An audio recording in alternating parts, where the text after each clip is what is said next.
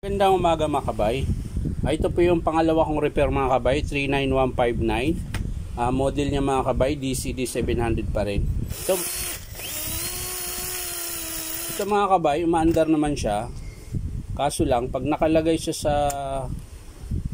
sa 2, mga kabay, gumagana siya. Pero pag nakalagay siya sa 1 mga kabay, wala na. Ayan. Pag hinawakan mo, di na siya naikot pag hinawakan mo. Kahit nakapiga ka.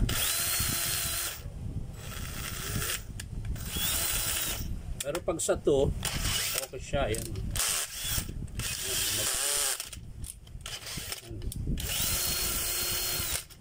So titingnan natin mga kabay kung bakit nagaganon siya. So tara, samahan nyo ako mga kabay.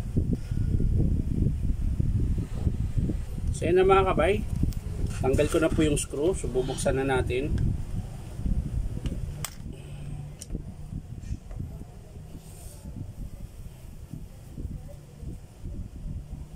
Titingnan natin kung okay pa ba yung motor niya. Yan.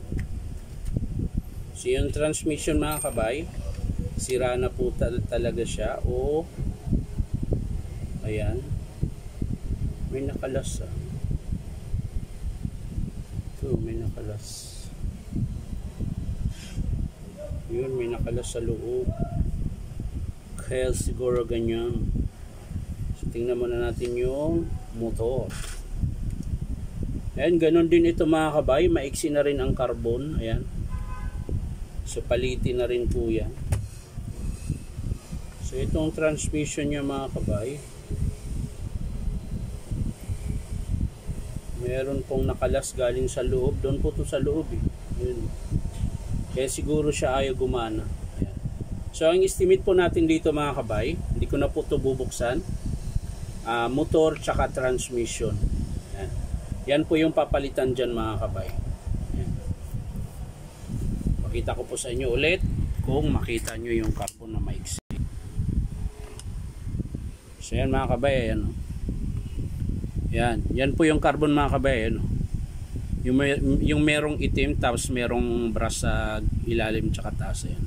Yung po yung carbon niya maiksi na, halos dikit na po siya sa armature.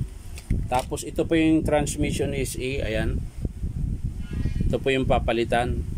Kasi yung 1 niya wala na, hindi na gumagana, pero yung to okay pa. Ayan. Kaso lang assembly po yan mga kabay, transmission SA. Ang hindi lang kasama dito mga kabay yung chuck. Ayan. So yan lang po mga kabay, maraming salamat sa panonood. At syempre, papakita ko na lang sa inyo mga kabay kapag in-approve ng customer kung paano buuin, paano tanggalin. Yan. So yan lang mga kabay. At syempre, subscribe niyo po itong aking YouTube account na Inom Tabay. At maraming salamat. Bye bye.